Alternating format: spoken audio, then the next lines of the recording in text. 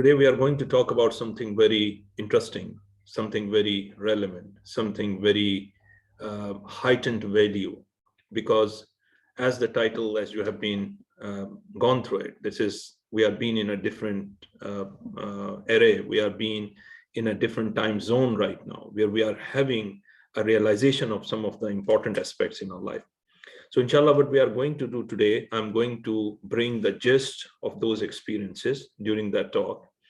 And we'll like to highlight some of those experiences that I've went through while formulating leadership models in various organizations right from the scratch, and why it is so important in that point in time when we are talking about that we need to be having a competency mindset. It's needless to mention about one aspect. You might have been heard about one terminology when we say we are living in a VUCA world. And when we talk about VUCA, is V stand for volatile, U stand for uncertain, C stand for complex, and A stand for ambiguous. And that is a terminology which has been coined in late 90s, and that was being used by the US Army at that time, and now being very predominantly being utilized in the business environment.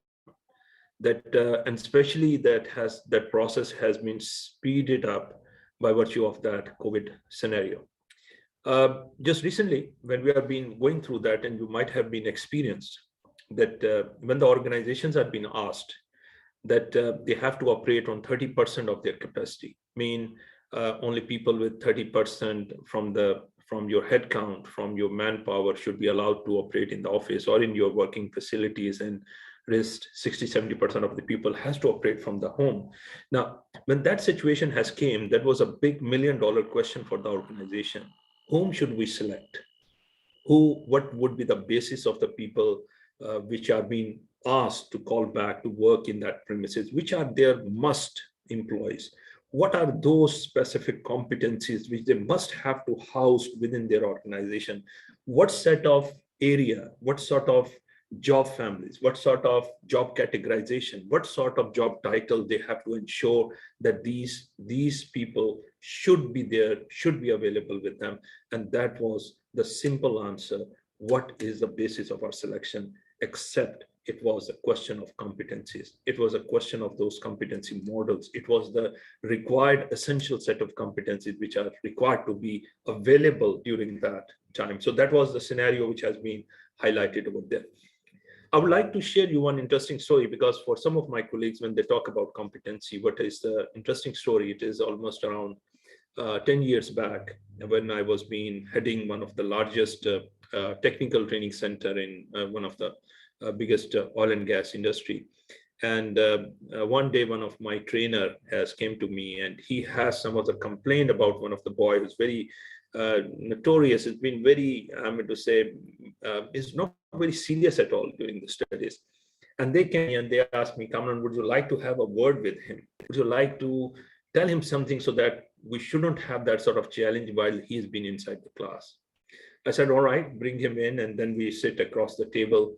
And that boy was expecting that might be he's going to face some sort of thrash from my side. But I've asked a very different question. I asked him, I said, Muhammad, I have one request for you.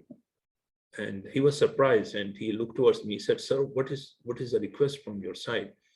And I said, Muhammad, there is one of the person which is very good. I'm known to him, and I would like if you can employ him as a driver at your home. So he thought about for a second, and he said, sir, no worries. You kindly send that person from the next day onward. So consider him that he's employed at my home and he's going to drive my car. The moment he said that, I said, Muhammad, there's one small challenge with that person. And the challenge is that this person didn't have any driving license.